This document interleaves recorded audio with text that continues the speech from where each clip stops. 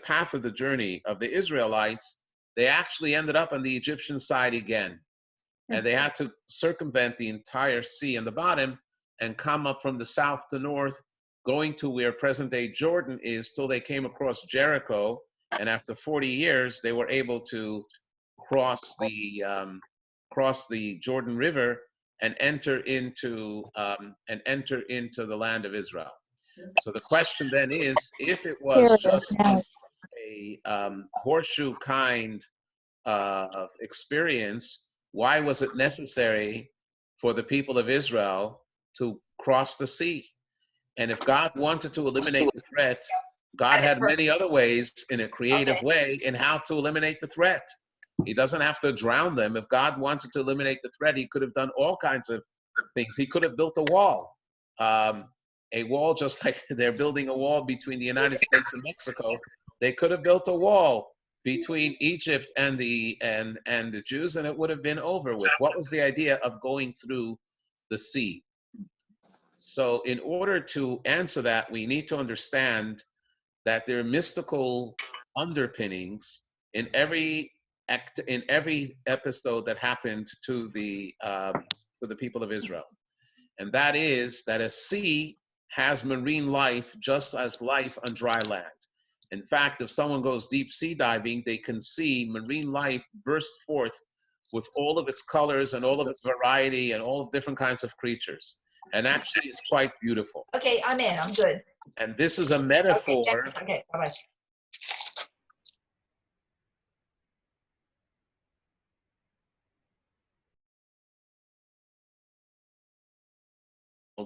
In which godliness is there present, but it's hidden from our eyes.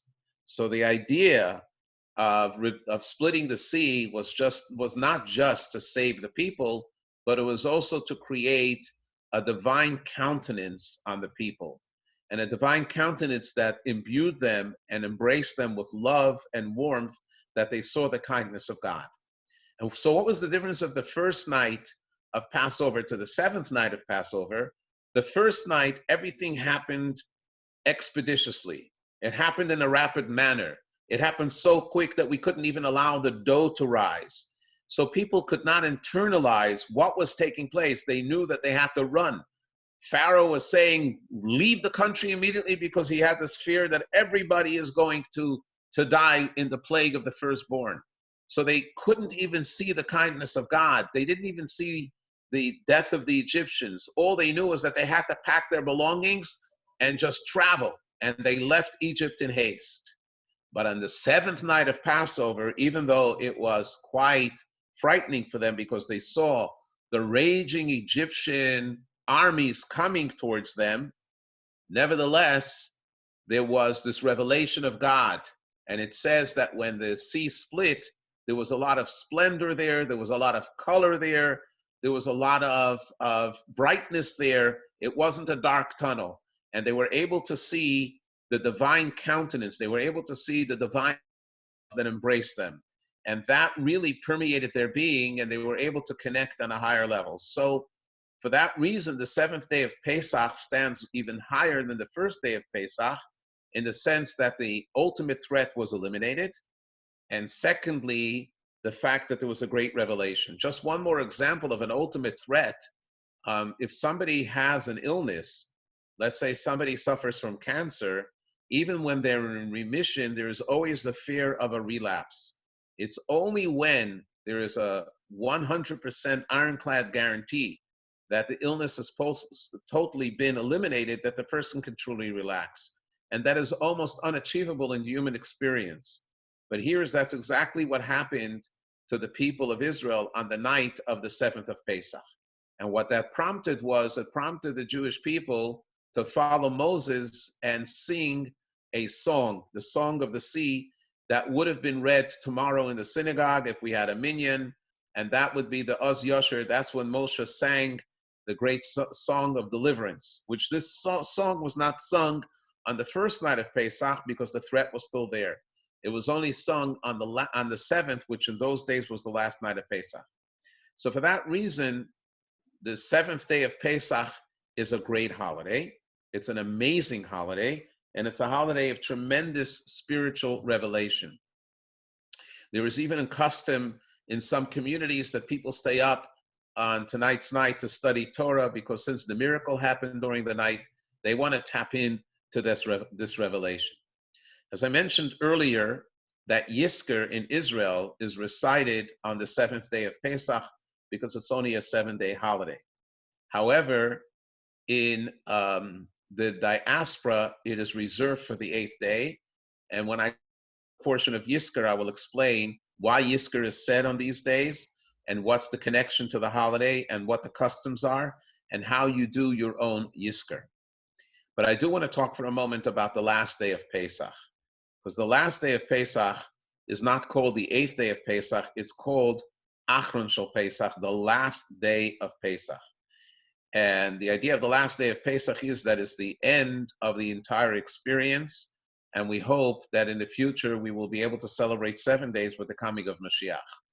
And in fact, the sages in the time of the Talmud have instituted that the 8th day, the last day of Pesach, should be dedicated to the future redemption. And for that reason, the Haftorah that is read on the last day of Pesach is the Haftorah from Isaiah, where it speaks of the wolf shall lie with the lamb, and there shall be no more war, there should only be peace. And it's something which is very relevant to us today. It's interesting that even though we live in a fairly good time in history, where most people are well-to-do, and relatively the health of people is far advanced than it ever was, and sometimes people will say, why do we need Mashiach? Why do we need the redemption? If things are good, just let the happy days roll.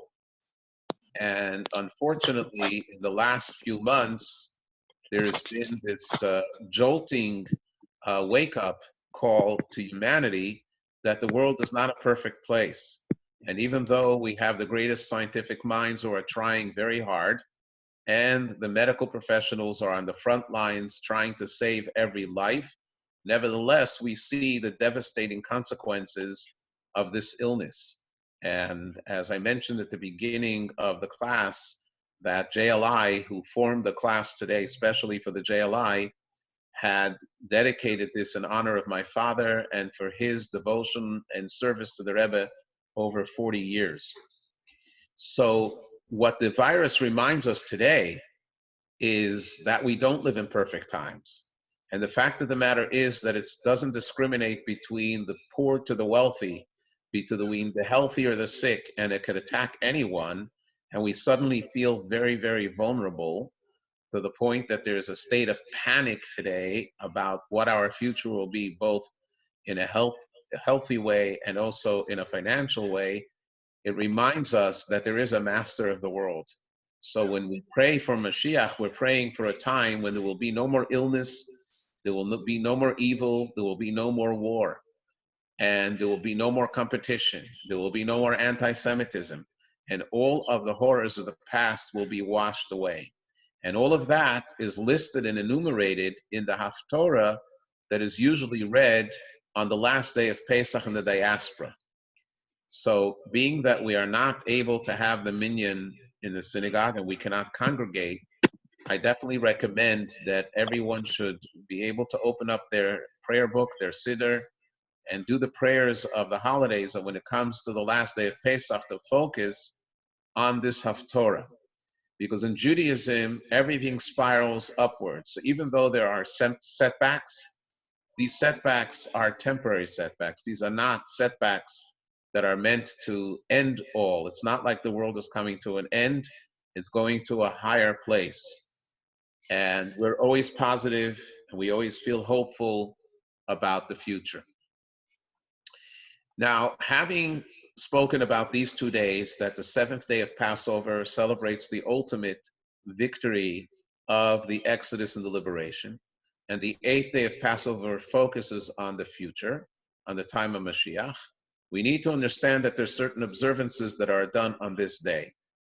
So one thing, for instance, is that towards the end of the day, we have a feast that the Baal Shem Tov referred to as Mashiach's feast, because he said it's not enough that the idea of Mashiach and the idea of redemption is in book form and that we read about it and study it, but we need to also connect with it in a physical way. And by eating matzah and drinking wine and saying that this is an honor of the future redemption, then it's something that we can tangibly feel and make it something that's pragmatic in our life.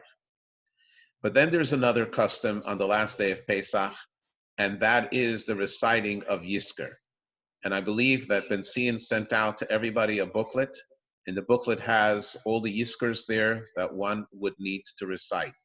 So I want to delve into this a little bit and understand the source of Yizkor and why we do Yizkor on this day. Isn't it a happy day, a time when we have to rejoice? It's interesting that according to the original Ashkenazic sources, there was a commentary by the name of the Maharil going back to the 12th century, who he wrote that Yizkor is to be recited on Yom Kippur. Now, it makes sense why Yizkor is recited on Yom Kippur, because all of us on Yom Kippur transcend our regular physical existence and we become like souls without bodies, because we don't eat, we don't sleep much, we don't wash, we don't do things that give pleasure to the physical body. And there's total focus on the soul and our spiritual life. So since on that day we are more refined and we're more connected with the soul, so it makes sense to remember the souls of our loved ones. In addition to that, since Yom Kippur is the Day of Atonement and we ask God for forgiveness, when we think about death and end of life, it definitely wakes us up to realize that when our soul comes to heaven, there's going to be a reckoning of all of our actions that we have done and all of our deeds that we have said and all of the thoughts that we have had during our lifetime. And we have a way how to amend it and how to change it and how to rectify it. And that is through tshuva, through asking God for forgiveness. So the second reason that we say Yizkor and Yom Kippur is because it's a reminder of our mortality, and it's a reminder that eventually we will have to meet our Maker, and it inspires us to do tshuva. But then the question is, why do we say Yizkor on the last day of Pesach? The other time that we say Yizkor is also on the second day of Shavuot, and the next time that we say Yizkor is on Shmini Atzeret, which comes right after the Sukkot holiday. So to understand this, we need to explain something about the soul. The soul is the most precious item that God has bequeathed to the world. It says that the soul is a part of the essence of God himself. That's why the creation of the human being was different than the creation of animals or birds or any other item in this world. And that is that the body was created from the earth and the soul was exhaled from the inner essence of God. And you know that when you exhale, you take a deep breath first inwardly, and then you blow out. So when you're blowing out, it's as if you're blowing out from your inner essence. This means that the soul that God gave to the human being comes from the inner essence of God. And this soul is given a mission when it comes to this world. And the mission is to reveal the divine sparks that are hidden in this world and to recharge them. And we do that by doing mitzvahs, by studying Torah, and by reciting holy words. So wherever we are, we have the opportunity to refine the sparks and to fulfill our mission. And above all, to be kind to each other, which that is the highest level of the refinement of the sparks. Now, the soul can only fulfill its mission while it's in the body, while it's alive. Once the soul departs from the body, it no longer has the ability to do anything. So what the idea is that after it departs from the body, it begins to receive the reward for its lifetime. In other words, that all of the accumulative good deeds that the person did and the mitzvahs, the holy commandments from God and the Torah that we studied and the prayers that we recited, all of that together is combined and it produces a reward for us. Now, of course, every soul is at a different level, and every soul has a different level of the divine presence in what we call the Garden of Eden after it departs the body.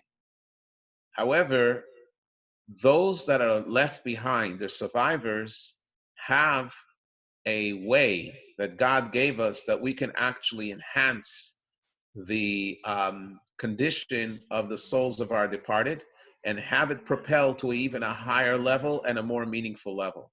So imagine if your loved one is sent away to a faraway place and is behind a wall and you're worried about them, and then you have the opportunity to send a care package and you would want to know what they need.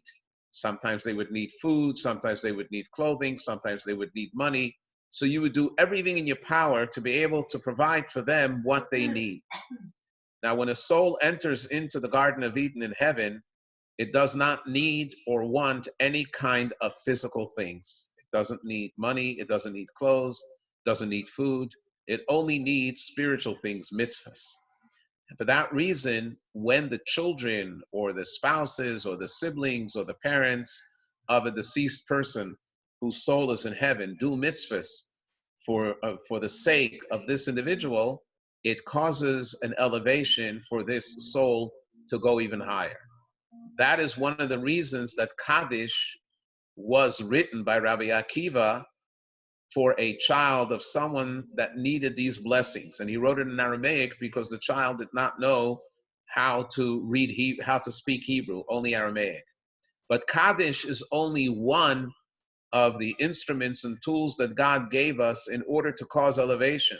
Studying a Mishnah as well as the Mishnah has the letters Neshama is also something which causes the soul to elevate. Another mitzvah which is extremely important is giving tzedakah on behalf of the soul. When we do a mitzvah, why is tzedakah so important? Because money that we have is hard earned by us. So therefore, our sweat and blood has gone into this money. Or if it's our mind, our intellectual involvement that has produced the money. And then we take part of it and we give it to tzedakah for the sake of the neshama, it causes a great elevation for the neshama.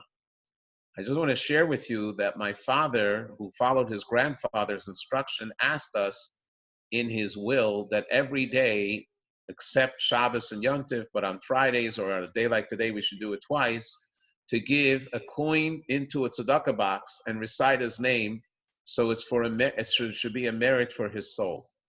Because even if it's a small deed of tzedakah, but it's a deed that we do on behalf of the departed soul, it causes them tremendous elevation and it causes them tremendous happiness. So if you look at the prayer of Yizkor, the prayer of Yizkor is that we don't only say that you should remember the soul of my loved one, whether it's a father or a mother or a brother or a sister or a wife or a husband or a child, but it's whoever the loved one is. What we say is that we should remember, and what we will do is give tzedakah. We make a pledge, because you can't give tzedakah on the holiday because you can't handle money on the holiday, but you make a pledge to give tzedakah. And you do tzedakah for this soul. And that causes an elevation for the soul. So it's interesting that in the readings of the Torah of the 3 holidays besides Yom Kippur, there is a verse that says that in every opportunity that you have, you should give tzedakah, and that tzedakah fulfills a tremendous requirement. So since we read that in the Torah, it gives us an opportunity that after the reading of the Torah, we can recite Yizkor and make a pledge to tzedakah. Now, the reciting of Yizkor is brought down in the early writings when it was first brought in, that since it's a holy act, it's best to be done in a location which is a synagogue, where you're surrounded by the Torahs, and in fact the Torahs are out of the ark, and also with a minyan. And then Kaddish could be recited after that, but the idea is even if Kaddish is not recited, the fact that it is said with a minyan. But the same sages who said that it's preferable to recite Yizkor with a minyan and the Kel Malei Rachamim with a minyan have also said that if one does not have the opportunity to be in shul on this day of the holiday when Yizkor is recited, you are not only permitted, but you're encouraged to recite it on your own and even to recite the Kel Malei. But what they say is, and I guess people are lucky because they won't have to hear the rabbi's sermon before the Yizkor.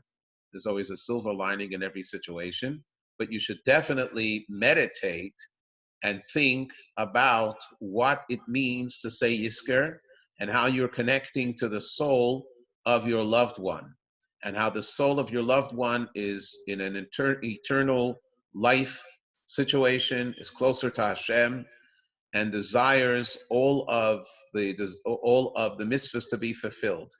So that is why the Yizkor is said even alone, and that's why the Yizkor is said on these holidays, because it gives us an opportunity to do a good deed for them. In general, it says the following, that the relatives of the deceased, even if they don't have in mind the deceased, they do good deeds, it's already beneficial. So let's say you do a mitzvah, and you don't say by the mitzvah or think by the mitzvah, I'm doing it in honor and in merit of my loved one. But because you're so connected, it automatically has a positive effect on them.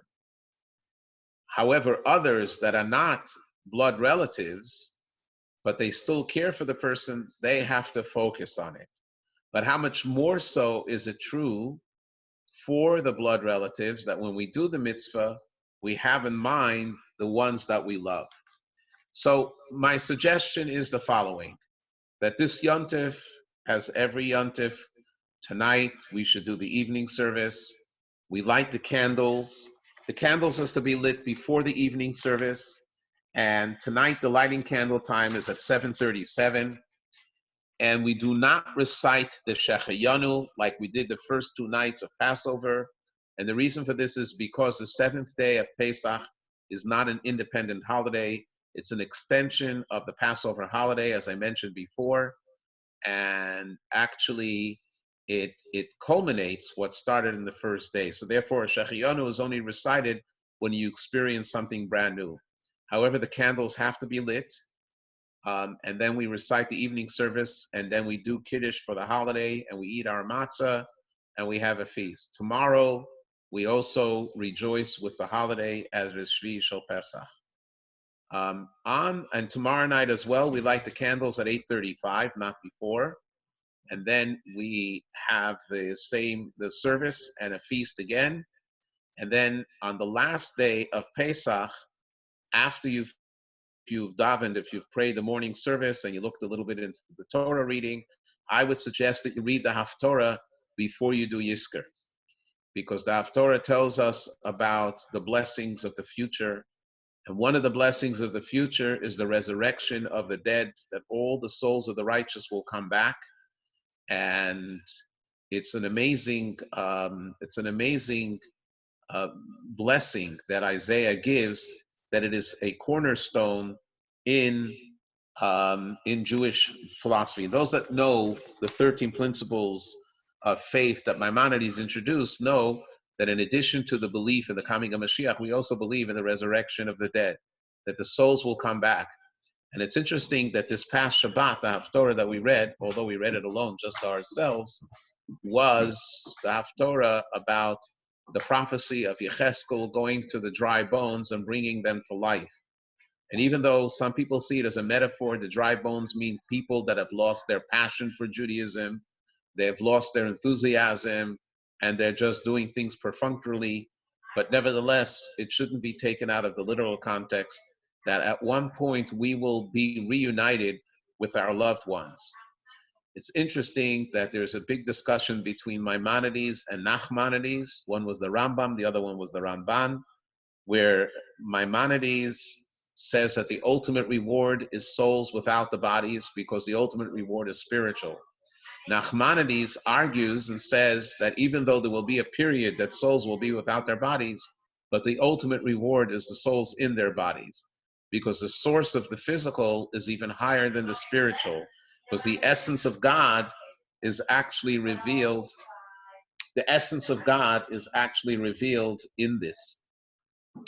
And in a sense, when we daven the Amida davening, in the second blessing, we already say, "V'neman ata lahachiot mesim," that you are trusted to be bringing life back to those that have deceased. So the idea is that reading that before the Yizkor gives us a little bit of inspiration, and also a connection. I want to point out something more about this connection of Yizkor. That is, every one of us has a soul, and every one of us has a body. The soul and body have to live harmoniously. Hopefully, most of us recognize that the soul has a priority over the body. It doesn't mean that we suppress the body, but it means that we train the body to be sensitive to the needs of the soul.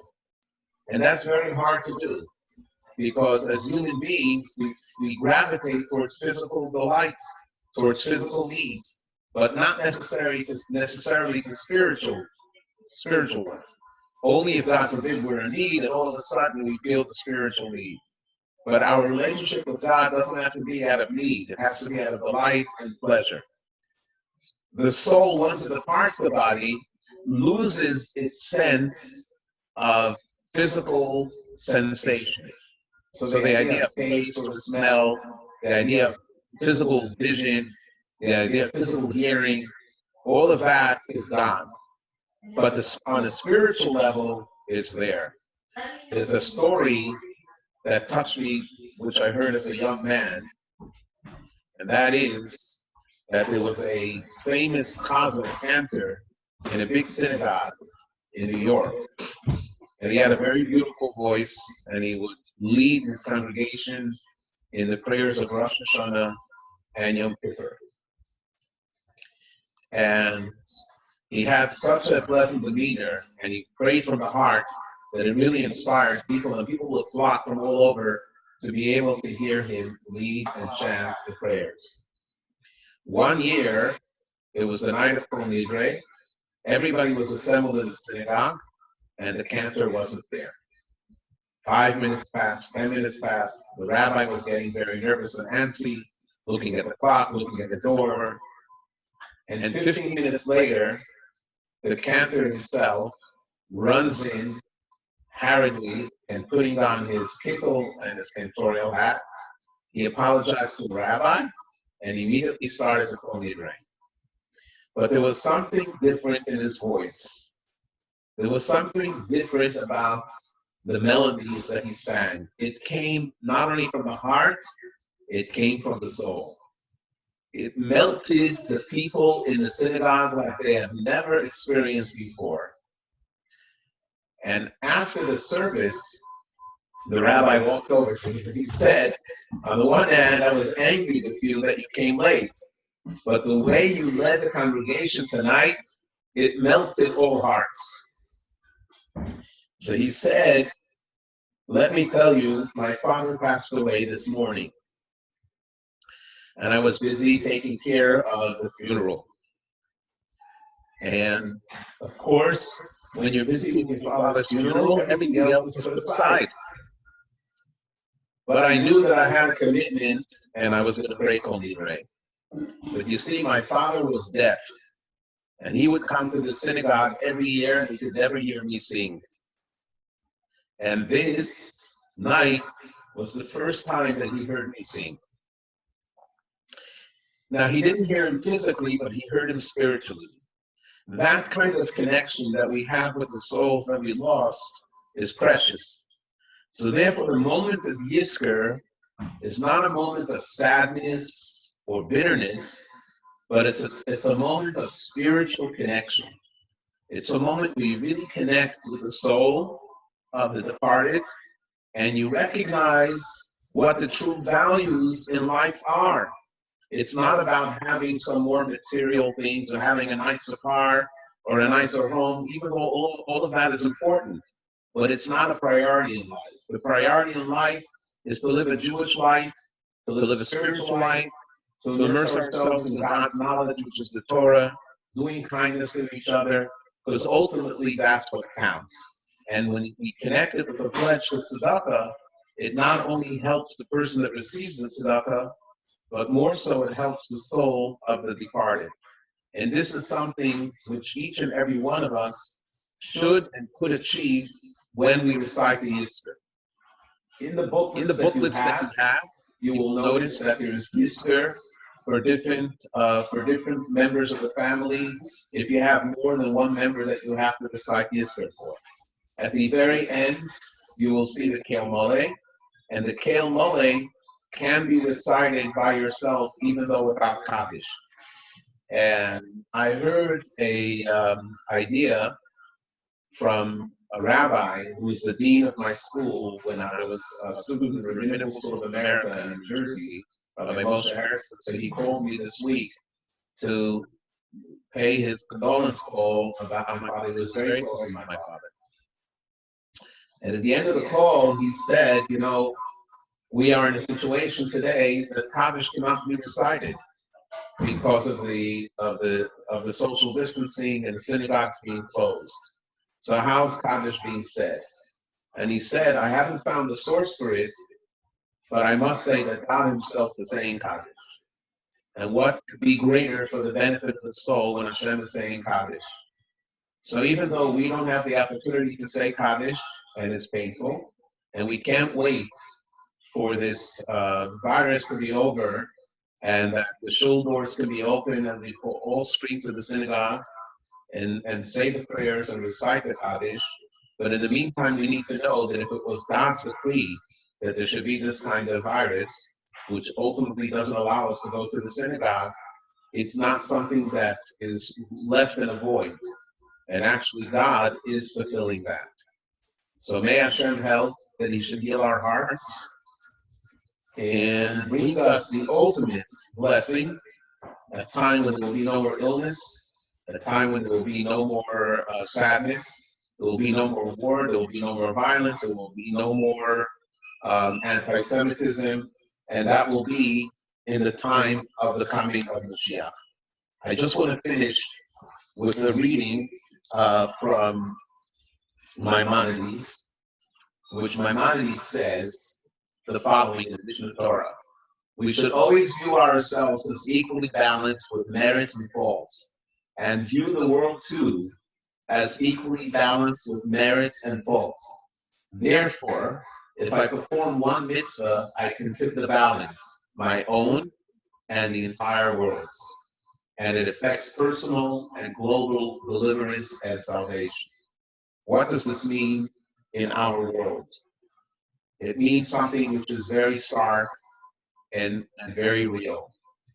If the way that the common knowledge is, and of course they will find much more, we'll find out much more as time goes on, that this virus came through the act of one individual being exposed to a particular animal, which they think it was a wild bat, can affect the entire world in an unprecedented way, how much more so when it comes to a positive deed. So if you ever have a doubt, should I do the good deed, should I do the mitzvah or not, others are doing it anyways, the Rambam comes along and it says that you may be the one that can tip the scale. And just as the deed of one person caused to tip the scale in such a negative way, with so many deaths and illnesses, and may God heal those that are ill, and with so much sadness, segregation, where people are separated from each other, and people have to do their own seders and cannot celebrate and be together, let it turn around that through the good deed of one individual, it will create a domino effect of positive energy in the entire world that will only bring blessings and goodness to everybody. So I want to wish everybody a good Yontif, and may God bring light to this darkness, happiness to the sadness, and healing to all those that are sick, and to be able to celebrate together with Mashiach Tzidkenu. Thank you very much. Thank you.